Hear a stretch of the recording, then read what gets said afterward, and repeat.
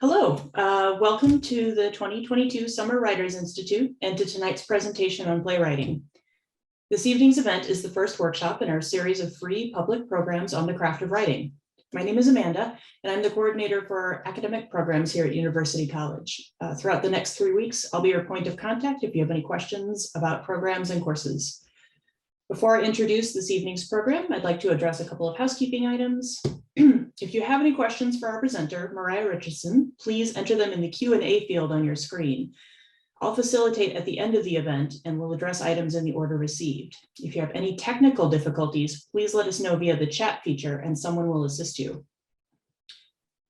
As with every Summer Writers Institute, this year we're excited to introduce a series of engaging speakers who are talented and accomplished writers. Included are free workshops on writing about place and zine making, a panel discussion on getting published in literary magazines, and a craft talk on adding sensory detail to your writing. Visit the Institute website for full descriptions and registration information. Okay, and now I'd like to introduce tonight's presenter on the art of playwriting, Mariah Richardson. Mariah is a local St. Louisan who received her BA in Communications from the University of New Mexico and MFA from Smith College in Playwriting. From Smith College in Playwriting. Her most recent play, the Ville, Avengeance, was staged by Shakespeare Festival St. Louis as part of their Shakespeare in the Street series. In September, her newest work, commissioned by Metro Theater Company, Bold, Brave, Curious, a Madeline Delilah Story, will be touring St. Louis regional schools, and you can catch it for free in October at the Fall Free Family Festival in Grand Center Arts District. Mariah has also written, directed, and produced several short films, with more on the way. Look to catch future film projects at film series, both local and national. Okay, I think we're ready. Mariah, you want to take it from here? Yes, thank you. Hello, everyone, and welcome. I appreciate you being here tonight because it's Friday and there's all kind of things that you could be doing in our lovely city if you're here in town on a Friday evening, so in the summer. So I appreciate you all being here. So let's get started. Now, just for a disclaimer, I can't teach you all about playwriting in 1 hour, but I can give you some tips. I can give you some ideas of how to start, how to begin. But what I want to talk about when I'm talking about playwriting in this session is about how to use your story, your life stories in order to create dramatic work. So I'm going to share my screen right now and get us started. I think this is the one I want. Okay, and hopefully you can see my screen. Okay, let me put you guys up here so that I can see my screen too. So write your play using your life as material for monologues and short plays. Some of you probably have some really great stories in your life, in your lifetime, that you could possibly make even longer plays.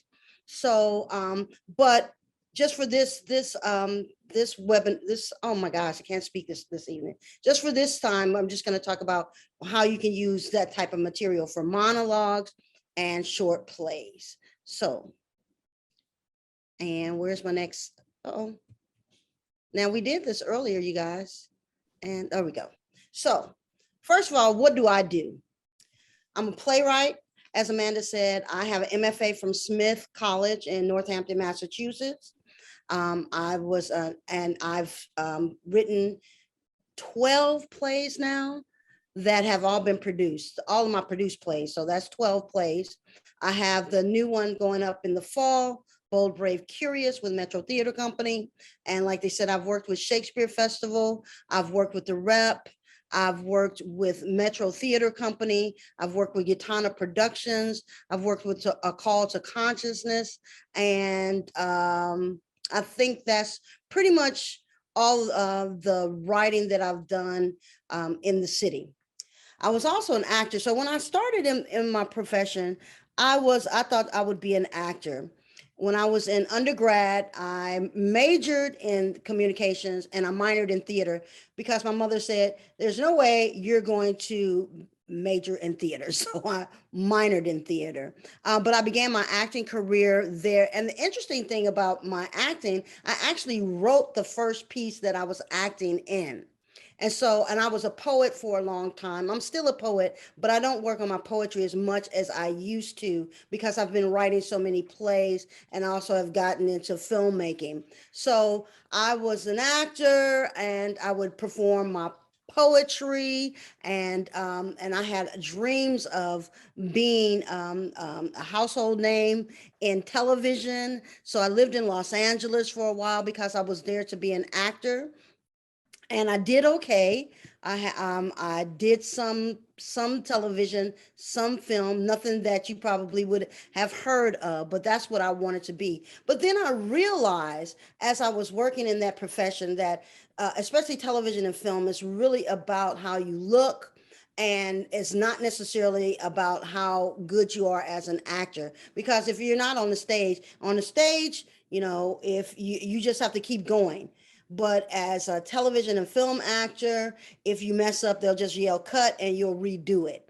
So the television and film are visual mediums. So it's a lot about how you look. So I figured out that if I wanted to succeed in this business and not end up having to drive the city bus, then I needed to figure out how to do something else. And somebody had told me, they said, Mariah, your writing is what's going to get you where you want to be. Because as I said, I had been writing since I started acting. So I wrote a one-person show. And fortunately for me, that show, and I was the actor, but I wrote the show. I won an HBO New Writers Award for that show, and I toured that show around the country by word of mouth. And eventually, that was the thing that got me into graduate school for playwriting at Smith. Now, after I got my degree and I went back to LA, but then I decided to come back to St. Louis because my mother was getting older, and so I worked with KDHX. And most of you probably know KDHX as the non-commercial radio station, but they also had a television arm, and I used to program for them. And somebody from the community college from Forest Park came in, and I gave them a tour of the facility, the studio, and everything. And he was like, "Oh, you're really good at that. Why don't you come? You might work out as a really good teacher." So I went over there. They gave me the job on the spot, and that's how I became a professor. So at St. Louis Community College, I teach communications mainly. So I teach introduction to mass communication. I teach film. I teach a class on film. It's a representations class. I also teach a film appreciation class. And then I also teach adjunct at Harris Stowe, where I teach communications classes. And at both of those schools, I taught acting or introduction to theater every few years, but most of the time I teach communications. But this year I'll be teaching at Webster in the conservatory. I'll be teaching first year acting students. So I'm excited about that. And as an author, so my play that's going up in the fall with Metro Theater Company, Bold, Brave, Curious, a Madeline Delilah story. Madeline Delilah is a character that I have written. This is my third play for this character. But about 9 years ago, I turned a couple of her stories into children's books. And so I sold a couple of children's books, and I had a doll made for her. And that's what I did about, like I said, 9 years ago. And I've always been intrigued with filmmaking because, like I said, when I lived in Los Angeles, I worked for the American Film Institute. And so I'm always about making movies. Movies are just very expensive. And so it's much easier to be a playwright because the only thing I need is a pencil and a piece of paper, as opposed to a filmmaker. I need a lot, and I need a lot of help. So that's what I do. Now, this is about writing plays. And so I'm going to give you some information about some things that you're going to need to know about when you're trying to write a play. But One of the questions you need to ask yourself is, why write a play? Why do you want to write a play? You have to ask yourself that. I have people come up to me and say, oh man, I got this idea and it'll make a great play and I want to write a play. And they say, well, and then they expect me to write the play. And I have to tell them, you just have to write the play. And there's some things that I can teach you, give you some information, lead you in a certain direction that can help you do that. But sometimes the story that you have may not be a play. So you have to ask yourself, is it a play? Because it may be a novel. It might be a short story. It might be a screenplay. So when you're doing that, when you're trying to figure out, well, okay, I want to write a play, but is it a play? And also you want to be thinking about who your audience is. Is this something that is for young audiences? Because I write for general audiences and I also write for young audiences. Bold, Brave, and Curious is for young audiences. The Ville, which was more of a historical piece, but it was for a general audience, the piece that I did with Shakespeare. So you want to think about who is your audience. I have people who will say things that, I had a really hard life and, I want to help other people to understand things that they could do. So I think that I'm going to write this play. And then I say, okay, well, who is your audience? And every time somebody has said that sort of thing to me, and I ask them who their audience is, they say everybody. And I say, it's not everybody. There's certain people that you're trying to reach. And so let's say that is somebody that was somebody that in their early life, they were a drug dealer and they want to teach people, they want to tell this story about them being in that life. And again, who is your audience? Because if you're trying to get kids to not do that, be drug dealers, do these kids go to plays? You have to ask yourself, do they go to plays? And if they don't go to plays, then you're not going to reach that audience. So you have to be thinking about that. So why do you want to write a play? Is it a play? And who is your audience? So first of all, a play is a dramatized narrative for theater production. That's what a play is. So it is a dramatized story that is intended to be put on the stage. Now, I'm going to go through and I'm going to try not to rush. So think about your questions as I go along so that I can refer back to it. But there's steps in writing a play. And I pulled out what I thought were the most important ones, because as I look at different resource material, some have more than these, some may have less. But there are many publications that can address the steps to writing a play. And I'm going to outline some of the steps. First of all, what's the story? Who's the main character? What is your idea? You got to put in your stage directions when you're writing. You got to write it. And then you got to rewrite some more. And then you want to ultimately do a table read so that you can hear it. So let's just go through the steps. All right. So the first one, what is your story? So I said that this seminar is about figuring out how to use your life stories in order to create a material for the play or the plays that you want to write. So what you want to do is examine your life and think about your story. You've heard that everybody has a story. Everybody does have a story. And even when everybody has a story, some of that story is a bunch of other little stories. So you want to just look at your life and think about, well, what's the stories? What's the stories? So you can use family stories. You can use memories.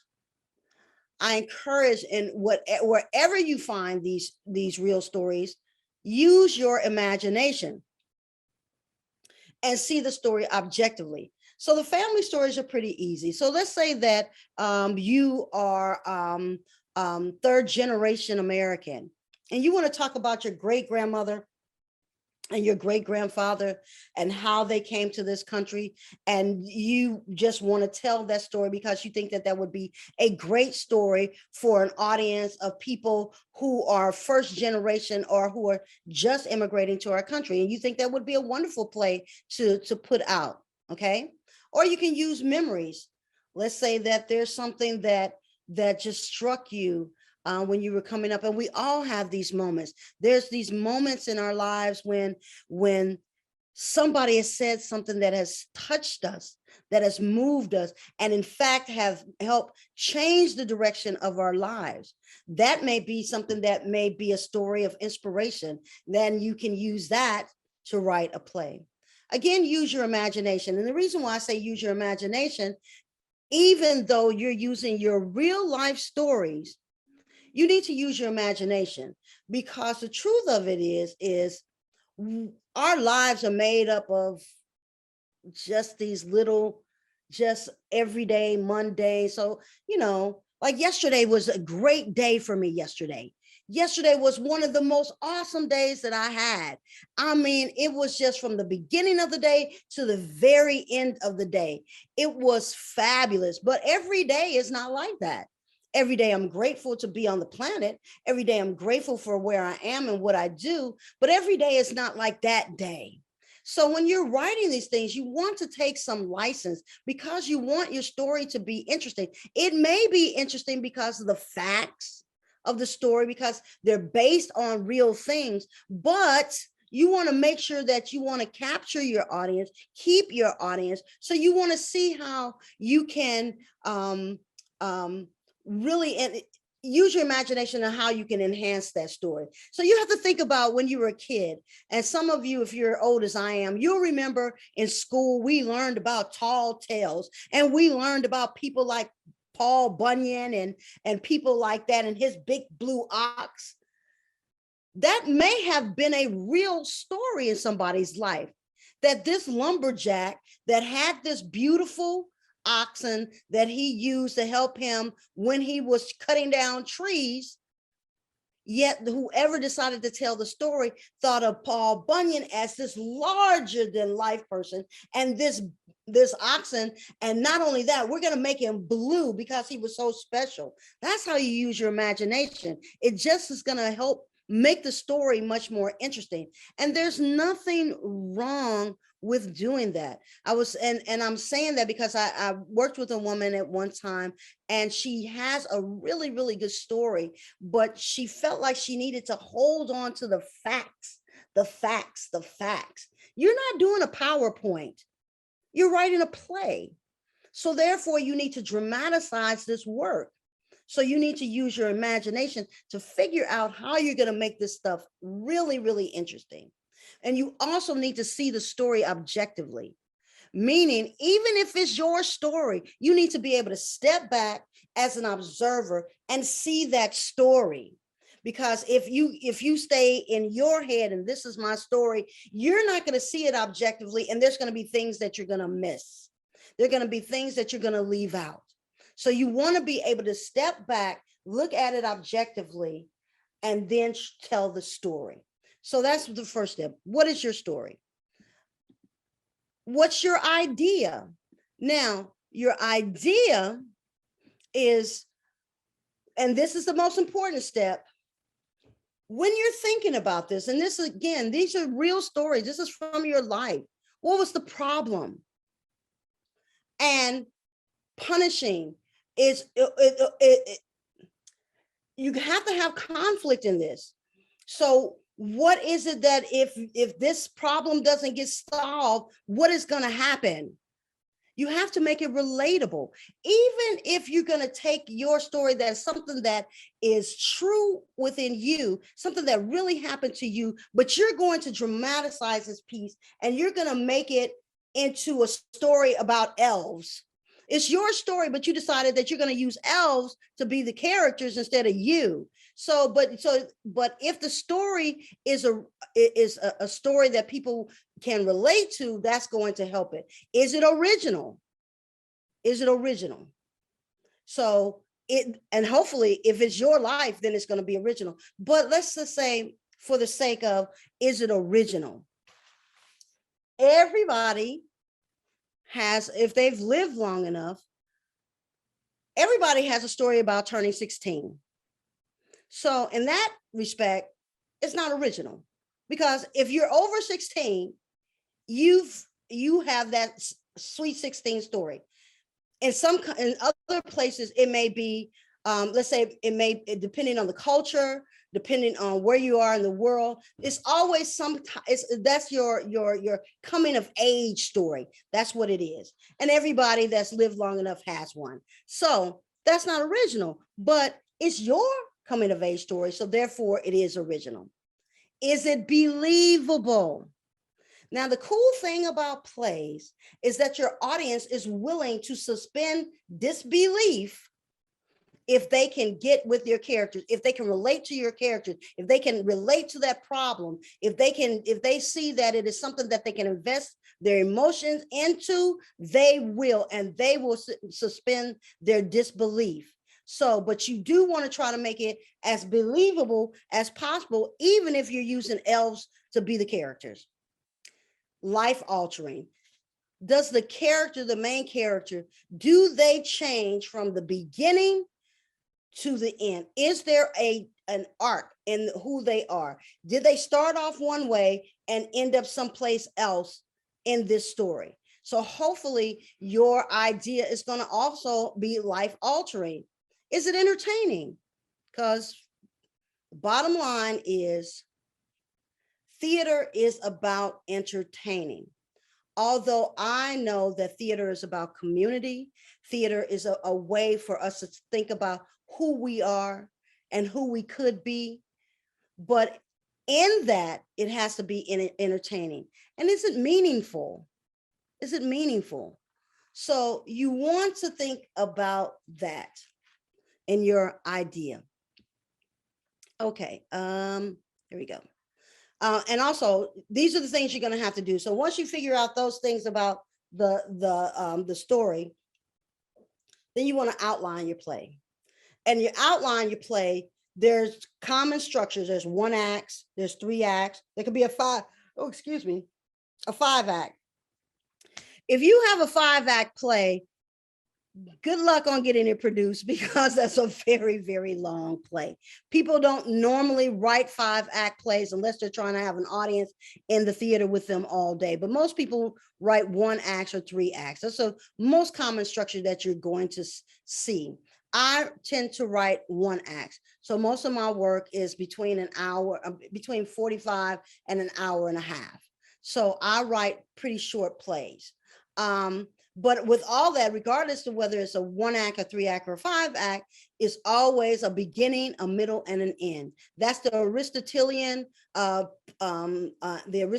plot, where you have a conflict that's going to show up at the beginning. In the middle, there's going to be a climax. At the end, there's going to be some type of resolution. So that's how you want to set up the play. You have these events that are causing some conflict.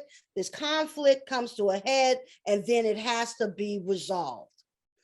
Also, you want to think about subplot, because the subplots are going to help develop characters. So let's say that you're going to tell this story. It's something that happened to you, but who are the other players that were in there? So let's say that there was a bully in your life, and that bully somehow has an effect on you that's causing you to be in this situation, and that's part of the story. So you want to be thinking about subplot too.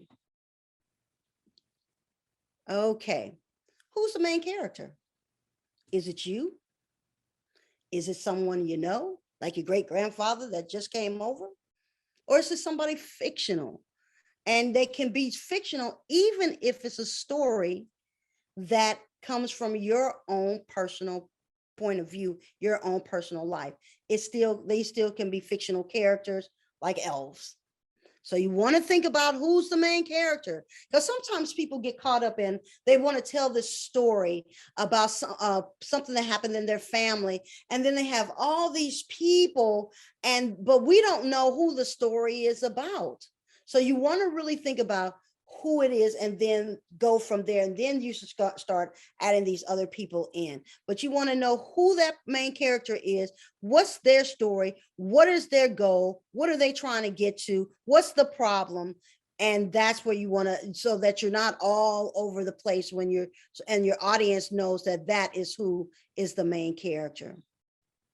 So in that main character, you want to think about, again, the narrative arc. How has your character changed?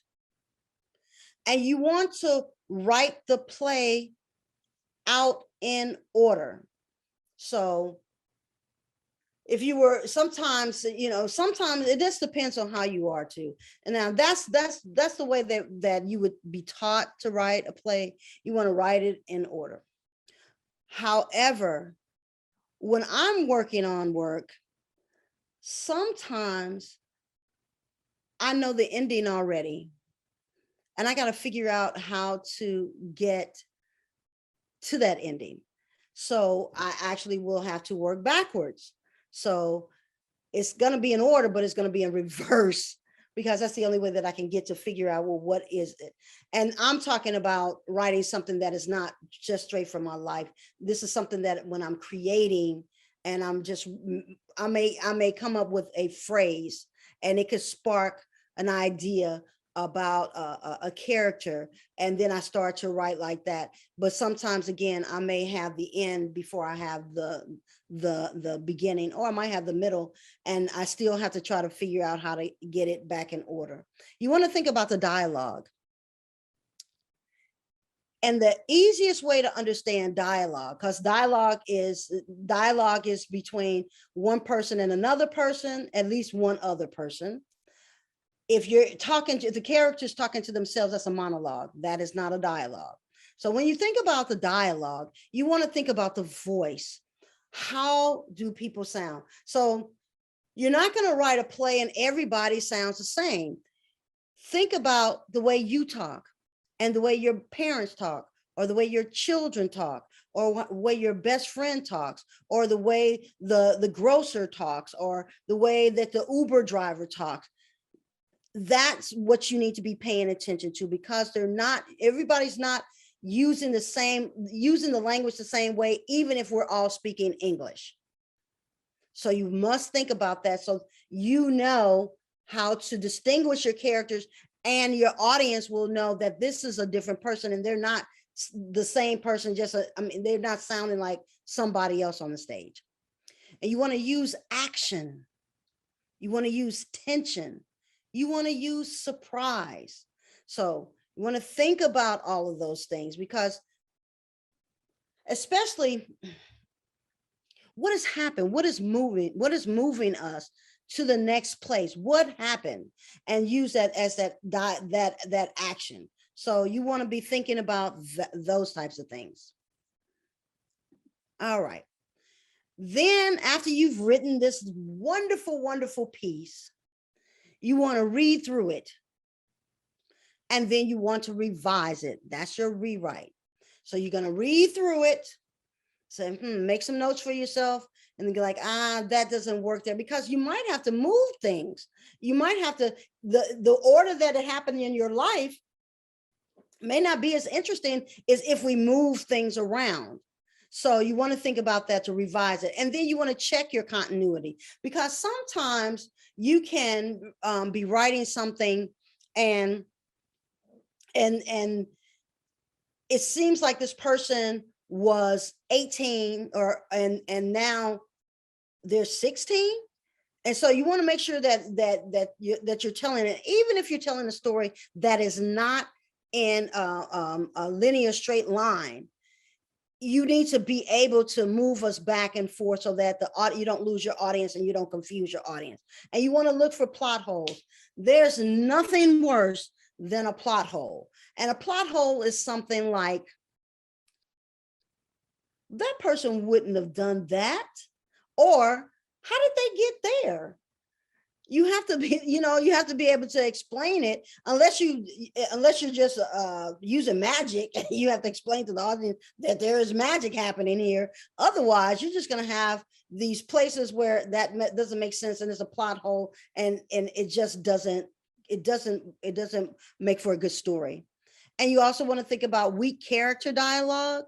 Again, you need to be thinking about how every one of your characters speak. Now, for me, when I'm working, I allow my characters to speak to me, or I just let them talk and I listen to them, and I basically do dictation.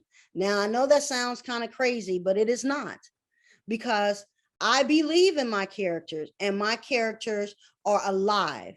So I get out of the way and I listen to what they're saying. And then I'll know, oh, that person wouldn't say it like that, because that's not how they speak. So you want to be thinking about that, but you can get lots of books that can help you with that. And make sure your character actions are consistent. Make sure that they're consistent. Okay. So the last thing you want to do, once you get it all together, you've done your rewrites, you've gone through it time and time again, and now you feel pretty good where it is. And so what you want to do is a table read. And so you want to gather some of your friends, and what you guys are going to do is read the play out loud. So gather some friends, make them a meal or some snacks, and figure out who's going to read what part, and then you read it. And you do not read any of it. You listen and you take notes, because if you decide to play one of the characters, you're not going to hear your play the way you need to hear your play. So if at all possible, first and foremost, you do not read the character. And if you can find somebody that can take the notes for you, you take notes too, but they can take notes, especially if they hear something that's inconsistent. And they will be the person that are gonna, after you've read through the play, then you ask the people that were there reading, what did they think? And then they'll be able to give you some feedback. One of the things that I also want to tell you is do not let somebody else write your play, because when you're at a table read, everybody that's at the table read somehow or another has become playwrights. They have to write their own play. This is your play. And so just because they don't agree with something, or they think that it should be done a different way, you do not have to take that feedback. And you can also set it up, if you have someone that can do what we do the Liz Lerman. It's a way of, when you do a table read and after you've read and you're getting feedback, the person who was taking the notes could say, okay, so this is the question that the playwright has for you. What did you think? Did it work? Were there any things that were confusing? One word, tell me what was the thing that stood out for you? Those are the types of things that you want to know, and that's what you would ask. Now, somebody could say, well, I have a thought about something, but they have to say, do you want to hear it? And you can say no, because it's your right. This is your table read. This is your play. Do not let somebody hijack your work. This is your story. So that's what's most important. You're grateful that people came to help you hear, so that you could hear it and help you figure out some things and get some clarity, so that if there's places that were confusing to them, you can figure out where you need to work on it. But again, this is your play. And so don't let anybody try to write your play for you. Okay, now I added in this part, why write a play? To give yourself voice is one reason why you can write a play. And sometimes we find that in writing a play, we may find an outlet for something that is deeply embedded within our subconscious that may need to come out. This is a way to do that, to give yourself a voice. If you have something to say, this is a way to give yourself a voice. And it's a safe way to express. Because let's say that you're really good at writing stories or or you are really good at understanding play structure, and there's something that was really traumatic that happened to you, and you want to share it, but you don't want to share it just you sharing this story. So you decide that I'm going to create a form that I can put this in, or you're going to put this in a play form, and that's a good way that you can get that out and express in a safe way. And also you can give voice to others. You can give voice to those that don't have a voice. So you can tell stories like the Madeline Delilah stories. Madeline Delilah is based on a character, actually a character that was in that one woman show. And Metro Theater had seen that one woman show back in the 90s, and they said, hey, Mariah, why don't you write a piece about that character when she was a little girl? And so and set it in St. Louis, because the time that I wrote the first Madeline Delilah show, I was living in Oakland, California. And so when I was back here in St. Louis and I was working with the company, with Metro Theater again, I said, okay, I'll try that. And I decided that we were deep in the war, this war that's gone on for 20 years. We were really deep in the war, and everybody was talking about the soldiers, and I'm not taking anything away from the soldiers, because those people have put their lives on the line for our country. But one thing that people were not talking about were the children of these soldiers. And so I gave voice to those children. And that is how Delilah's Wish came about. Delilah's Wish is about a little Black girl on the north side of St. Louis who's being raised by her grandmother while her mother's deployed in the Middle East. And Delilah lives in a ever-changing neighborhood, and there are all kinds of people that live there. They're the Abus, or who are Iranian, and they own the corner store. They're Muslims. They pray 5 times a day. There's her grandmother, who's a retired teacher. There's Mr. Horowitz, who's lived in the neighborhood all of his life, and he's Jewish, but his family had fled the Holocaust, and that's why he was in the that's why he came to the United States. There is Stanley, her best friend, who is a dirty blonde foster kid that lives across the street. There's his older brothers, Roy, and Poochie, who is another teenager. Those two are the bad element in the neighborhood. And the Dabalinas are a young white couple from Texas that have moved in the neighborhood, and they're trying to gentrify the neighborhood. So you have all these people. Oh, and there's Miss Wanda and Miss Rita, who live down on the corner. They have a double lot. They have a beautiful garden, and they're the lesbians in the neighborhood. So you have all these different people, and they all don't get along. And Delilah, at age 8, all she wishes for is there would be peace in her neighborhood. People would just get along, and peace in the world, so her mother can come home from the war. So that is what Delilah Wish did. It gave voice to people who that don't always have a voice, and that's the children of deployed military people. So that's the reason why, when you're thinking about why to write a play, these are some reasons why you might want to write a play. All right, and here are just some reference books that I'm going to suggest to you. The idea, we talked about the idea, and the idea is really about what this whole thing, your play is all about. So the idea by Eric Bork. And then there's a really popular book called Story by Robert McGee. Also, there's a book, The Art of Dramatic Writing by, I think this is Lajos Agri. I believe I'm pronouncing that. Well, I'm trying not to butcher it. Let's say that.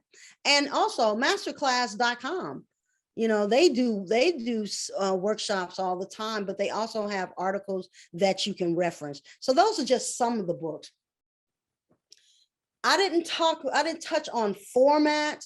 You can get the Playwrights Bible, and it'll show you what the format is. You want to have some you want to have some software that you can format. I use Final Draft, and Final Draft I can write formats for screenplays and for stage plays. And so you might want to invest in that. Otherwise, you can just go online and say, what's the format to write a stage play, and it should give you the margins and the dimensions and everything on how you can set up your paper. But I would suggest getting you some software so that you can write your play.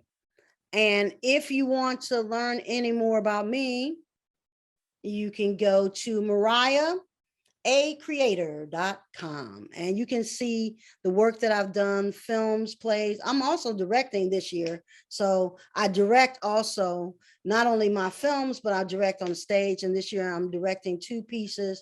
I'm directing a piece for Bread and Roses, the workers' opera that goes up in late September at the Gaslight Theater. And then I'm directing a student show for Webster Conservatory called Seminar, and that's going to happen in late November. So with that, I'm going to stop sharing, and I'm going to open the floor for any questions. Okay, we do have a few questions in the Q&A, and I'm going to keep my camera turned off because my Zoom is being a little slow this evening. But I'll start with the first question from Stephanie K. Hello and thank you. Will you explain more about theater being about community in addition to being about entertainment? Oh, when I say community, is because it takes it takes everybody to make theater. Meaning, theater is a synthesis of all arts. So you have not only the writing and the directing, but you also have somebody that has to build a set, somebody that has the costume, somebody that has to do makeup, and you have to have somebody that's going to sell the tickets, and somebody who's going to usher people to their seats, and also somebody who has to print the programs. So theater for me is community. And when it is working at its best, then we make magic. So that's why I say that theater is community. It is not a solo thing like what I do. My part in the community is I spend a lot of time creating the words, creating the stories. But without the audience, there's no reason for me. And if I wanted to put it together, and because it's a play, I need all these other people in order to do what they do to make it work. And just for instance, Peter and Marjorie Spack are some of the greatest set designers ever. And they did the set design for the Ville for me, for us, Shakespeare Festival, Shakespeare in the Streets. They made my show look so good. My show was fabulous. It was so fabulous that they won the award, the dramatist award for that show for set design, because it was beautiful. And the show would not have been the same had I not had them do that work. Okay. Stephanie would also like to know what can help with writing in a character's voice that is fairly different from my own, or how to research or how to get better at this. One thing that I would suggest, you can always find books that'll help you do that. But one thing I love to do is on like Black Friday, I love to go to the mall. The reason why I love to go to the mall, because there's so many different people. Get on a bus and listen. What we do, especially writers, what we do is that we eavesdrop a lot. I'll hear somebody say something and it'd be the funniest thing that I ever heard. And that person doesn't talk like me. And I will use that. I will find a way to use it. So that's what I would suggest. Get out, be aware, pay attention, and then you'll be able to hear the difference. You'll be able to hear. So I think that another part of your question is that because you're creating it and it's your story, how is it, how are you telling it so it's not you? Well, it may work if it's you. Let's say you're doing a one-person show. It's going to work just fine. It's you. It's your story. It's a story about you. But just like with Delilah's Wish was a one-person show, and I played Delilah, but grandmama was in there, and Stanley was in there, and her teacher was in there, and mama was in there, but I was on the stage alone. So I just had to find the way that grandmama talks and the way Delilah talks. A 60-year-old woman doesn't talk the same way as an 8-year-old child. Listen, especially if you're writing about children, go hang out with some of them. Don't be creepy, but go hang out with them and just listen, watch. People, I remember when I first did Delilah's Wish, no, I did all that, and that character was 6 in that play. And my niece, I had a niece who was 6 at that time. She was in the audience and she knew I was her aunt. She knew that I was an adult, and she screamed out, "Oh, she sounds just like a little kid." I made it believable because the way and the way that my niece spoke at that age, I just had to pay attention and mimic that. And that's going to help you with the dialogue and help you. But if it's your story and it's your voice, that's fine. You just have to listen to the other characters. And I mean, for real, with all the imagination that you have, just sit, invite them in and listen. And this builds on that a little bit. Jan K would like to know, how careful should we be as playwrights to avoid stereotypes in our characterizations, particularly ethnic or gender or socioeconomic class questions in voices? You need to be very careful. And if at all possible, okay, so let's say that you were telling a story about your great-grandfather when he came over from let's say he came over, I don't care where he came from, wherever he came from, they speak a particular way. That's fine. Speak that way. Where you're going to get trouble with stereotypes is when you say something like, and I really hate that she did this, Jill Biden made a big mistake when she thanked the Hispanic community and talked about them making tacos. Well, maybe they do eat tacos, but you are not supposed to say that. I mean, they may make a mean filet mignon. She didn't say that. She talked about tacos because it was Hispanic. So you have to be thinking about those types of stereotypes.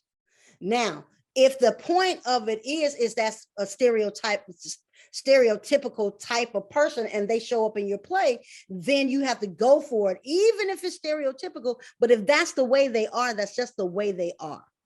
So part of the problem I think that you're trying to get to is that you want to talk about people and have people in your play that are not like you.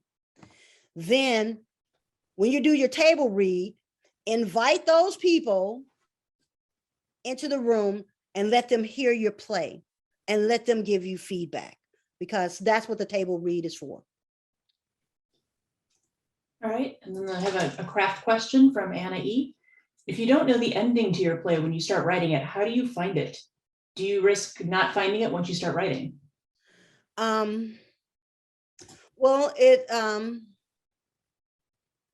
no, you're gonna find it. I mean, if there's no change, like does your character change?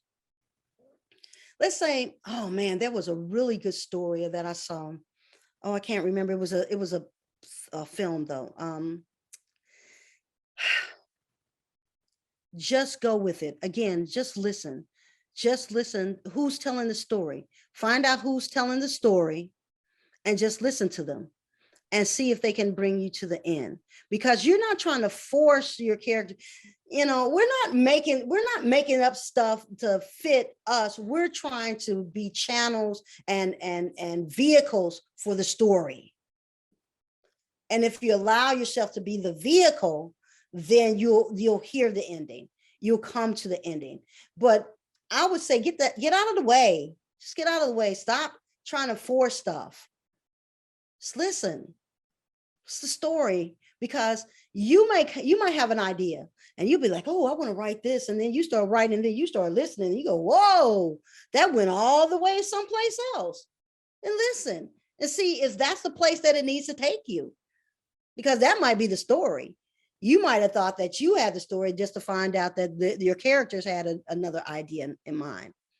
So that's what I would suggest.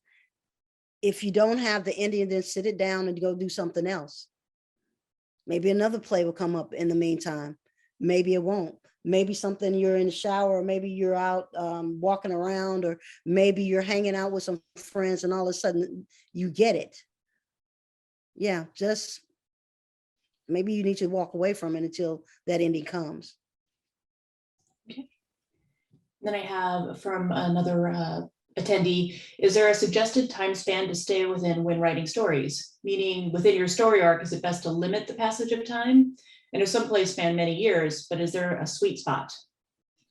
Oh, well, it's the story.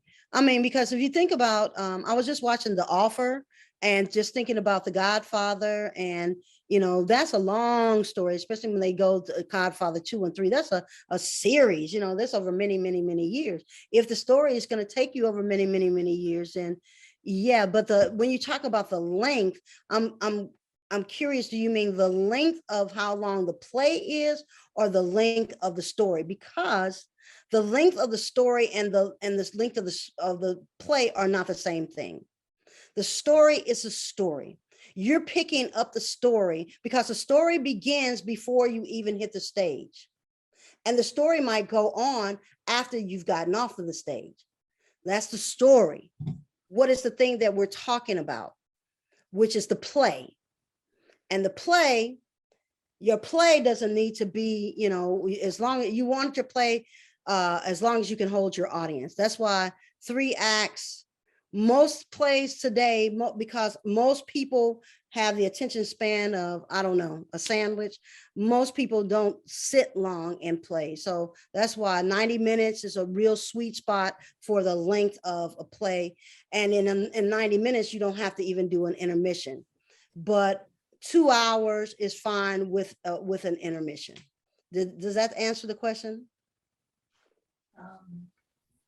It answers it for me, and I assume this writer will follow up if there's an addition to that. Okay. So I'll go ahead and move on to the next question. I think this one is about maybe it's either about writing about sensitive topics or perhaps being privy to other information. But Kathy would like to know, I was the prosecutor on the Michael Brown grand jury investigation. Should I write about that? Yeah. Yes. Yes. But please, if you feel like that there's some really sensitive stuff, you need to talk to his parents. And you need to let them know that that's what you're going to do, because the last thing that you want to be doing is profiting off the death of that young man, or to be accused of doing that. So if you do, talk to them first, and then you need to be able to make clear why you're doing that. From what perspective are you coming from? And I mean, even if they say no, they can't stop you, but out of courtesy, because of that particular topic, I would say you should say to them that is what you're doing. It would be better to have their blessing than not. Thank you. And then I have one last question from Martha. How many characters work best in a story? Better to have one, or better to have one main one? Sorry, almost misread that. So if you know that it is a play and not a screenplay and not a short story and not a novel, then you want to keep it to under 9 characters if you can. Because if you need to get it produced and you don't have a bunch of money to put on this production yourself, you're going to have a hard time, because a lot of theaters don't like to produce things that have more than 9 characters, because that's a lot of people that they have to pay. So keep that in mind. If And you do have more than 9 characters, make sure that other characters can double, meaning this person that's playing this character can also play this other character, because they're not going to be on the stage at the same time. okay. Okay, thank you. And then I actually had a quick question myself. Hopefully it's a quick question. I've not tried playwriting before, and I'm wondering, do you ever workshop plays with other playwrights, or is it strictly table read with I guess people standing in for actors? Oh, no, no, no. I have my friends I have friends who are playwrights that you know, that have been at table reads of mine, that have been voices and, you know, Mhm. been characters, but they are playwrights. That's a tricky question, because I did that. I've done it, but at one time I did it and I had a playwright in there, and I will never allow that playwright to ever do a table read with me again. And the reason why is because that playwright stole ideas from me. Mm. I didn't appreciate that. It's just like, you're a playwright, be creative, do your own thing, but don't use what I'm doing, you know? And so, but so when I work, because I'm commissioned to write, most of my work is commission work. So when, like, if I'm working with Shakespeare, and I always have dramaturgs. So my dramaturgs. So what a dramaturge does is that they're the person that's almost like your editor, and they're asking a lot of good questions about what's moving that person, or why are they doing that, or they can see your inconsistencies, they can see your plot holes, they can see all of your stuff. So I always have professional dramaturgs that work with me, and they may or may not be playwrights, but they know how a play should work. So I do that, and I'm about to I just hopefully I'm gonna be working with this other playwright, and we're gonna write a play together, and I'm really excited about that, because I think that collaboration is very important. Again, in theater, which I think is as community, it's a lot of collaboration, but a lot of times you just have one writer. So to be interesting, and I think that this is going to be a really phenomenal thing if once we get it together and do that. So I hope that I answered that question. Yeah, thank you. Mhm. I didn't realize I had gone short. I went short. I could have talked to more things. So any more questions, you guys, feel free. What other things would you like? Can I ask a question? Can I ask a question? Of course. How many people have actually written a play? If you could enter that into the chat, I think that would be best. Anyone Yeah. who would like to respond. We've got one. Me.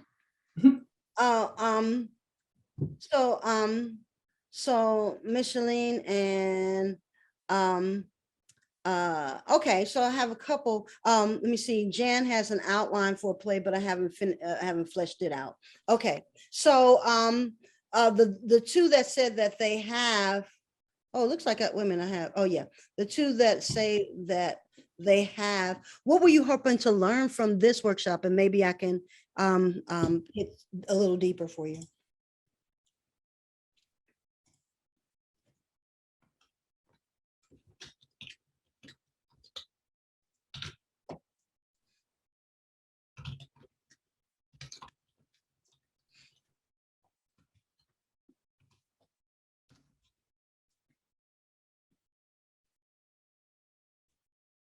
Okay. So yeah, it looks like we have about a half dozen people. Okay. All right. Well, we can do that. When I wrote my play, I didn't know what I was doing. I've been considering digging. Okay. I keep running into roadblocks, so I want to use the play to tell the story. I know. Good, good, good. And then I'm not sure what the roadblocks are, and I'm not going to ask because that may be too personal, but you might have to fill in the blanks in order to create the story that you want. I want to connect African American roots with African roots with African American roots. Yeah, that was That's I have a play that I'm beginning to work on, and that's the very thing that I'm doing, connecting African roots with African American roots. Yeah, and it's a big challenge for me because I'm trying not to tell a slave story because I don't want to tell a slave story. I'm trying to tell a different type of story, but I have to acknowledge that that sort of thing is in there. The person that didn't Micheline, I didn't know what I was doing. Yeah, really, I like to think about it as you're just telling a story, and it's just a particular format. And again, some stories work better as screenplays, and some stories work better as novels or short stories. And then some things work as plays, because when you think of screenplays, again, TV and film are visual mediums, and so it is important that we see and not say everything. We have to see it, but in a play, we get to say it. And then the restriction, the limitations on the play is that, dang it, I just can't have people disappearing or doing all kind of things because I'm really limited by that size of the stage, and that's hard. So, how do I get across? And also I'm talking about action, but I'm on a stage. So what's the action? How does it look? So that can be really challenging. When I got into graduate school, I had only written 2 plays. I had written a little thing when I was in undergrad, and that has started me acting. And then I wrote that one person show, and I was not trained to write. So I didn't think about it. I just thought about a story that I had to tell. But I have to also say that some part of me knows how to tell a story, and I didn't know that. So what I want to tell you guys is just write the story. Just write the story and then start on the play, because that may be easier if you write the story. And then you can figure out, because you can start to see things that are happening, so you can find your action, and you can and if you write the story, you can start to see, this is the beginning, this is what happened, this is the trouble that it caused, this is when it came to a head, and this is what had to happen in order for me to get the resolution. So you start plotting it out. I would suggest that you get something that can teach you about the Aristotelian plot. Aristotle is the most Western plays are based on that narrative model. That is what everybody's doing. That's why it has a beginning, middle, and end. So, you want to tell the story, and then tell your story again. Tell the story so you know the story, and then you can begin to figure out how to write that story. Bringing characters' life as a separate individuals is a challenge. Also, I write a lot of prose and poetry and need to work on letting the dialogue tell the story.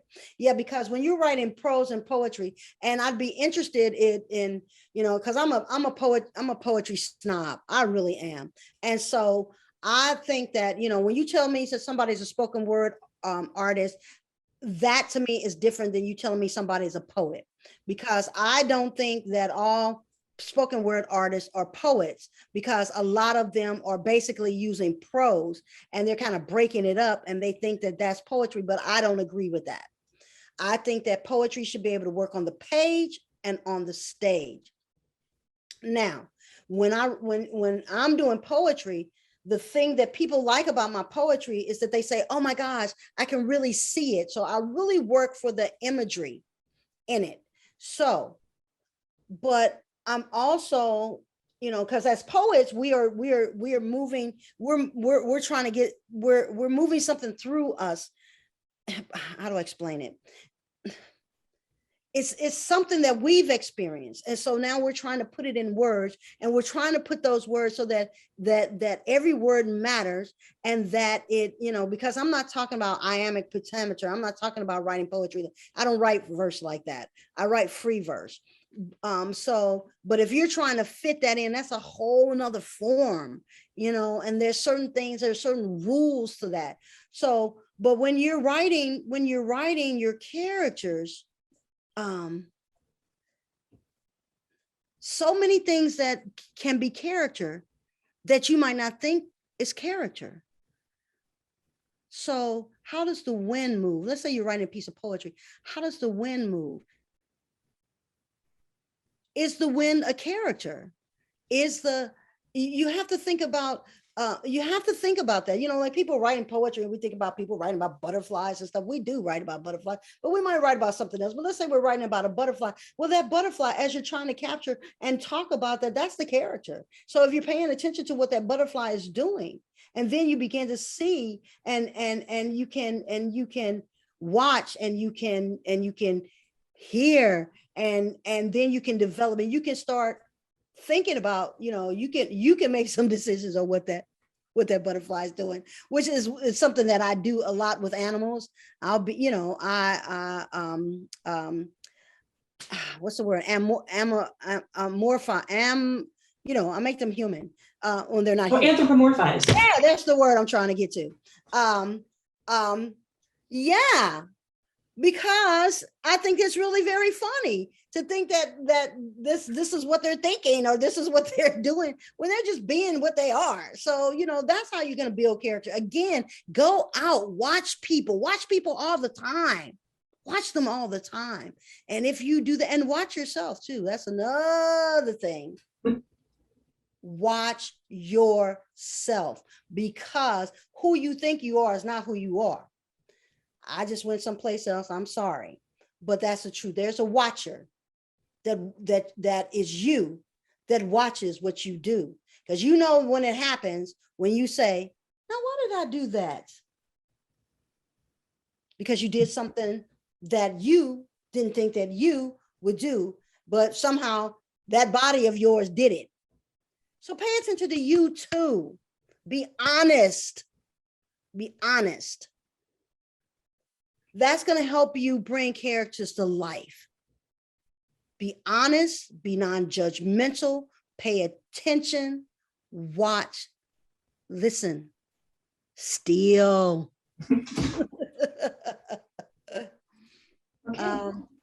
Okay.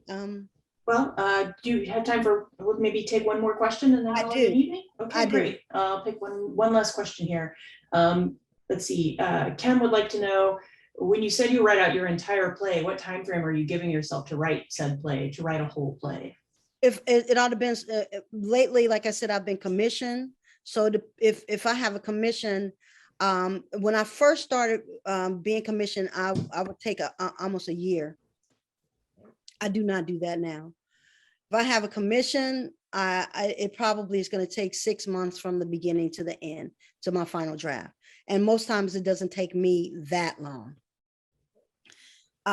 So it all depends on how soon the people that are paying you for that play want that play. They're not going to give you forever to do it because they have a schedule. They probably put it in their series or their season. And so they have to have it. But if you're just writing a play for yourself, take as much time as you need. But just know that as you grow, you go back and look at it, you go, oh, maybe I should. That's going to always happen. So sometimes it's just never finished, but you can get to a point where it's finished enough so that you can put it on a stage and it works and it does what you want it to do. So give yourself however much time it takes for you to get it the way you want it. But if you're commissioned, I say you need to knock out that first draft in the first 2 months, at the most 3 months, get her done so that they can look at it and they can give you the feedback, and then you can go back into it, because there's nothing. And they should be, if they commission you, they should be having certain deadlines too for when you show up for the first draft, the second draft, and then the final draft, because it's usually just those 3 drafts. But in those 3 drafts, I write, I'm probably up to like 20 drafts within those 3 drafts for them. So, every draft for me, even if I just change one word, that's still a different draft. So it depends on if you commission, and it depends on if you can write it yourself, if you can take all the time you want. But don't, please, if you guys are writing plays, write plays, get them out there. Don't write plays and put them in your in a drawer someplace. Don't do that, because we need your voice. We need to hear. So please take a year, write a play, get it out there, or try to get it out there, but don't hide that stuff away, okay?